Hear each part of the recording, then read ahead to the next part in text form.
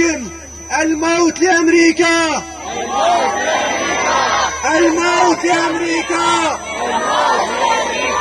الموت لإسرائيل، الموت لإسرائيل. وإننا نعاهد إمامنا الخامنائي ونقول: سيدي، رجالنا معكم،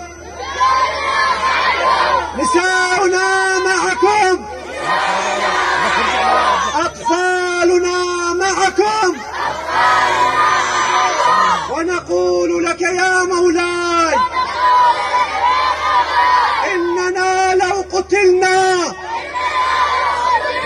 ولو أحرقنا لا نتركك وحيدا أبدا. نحن أبناء الإمام علي الذي ضرب بسيفين وبايع البيعتين وهاجر الهجرتين ولم يكفر بالله طرفة عين. ونحن جزاكم الله خير، بس من أنتم شر. ونحن أبناء كربلاء حيث وقف الإمام الحسين وحيدا في كربلاء ولم يستسلم أبدا.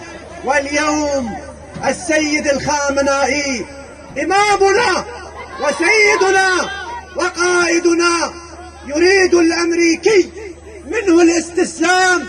ونقول لك يا مولاي: إننا معك، ونحن مشاريع استشهادية معك.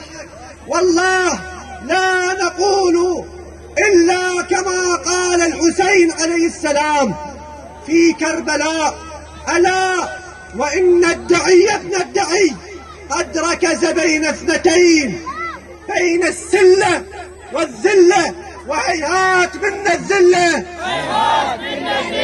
هيهات منا الذلة.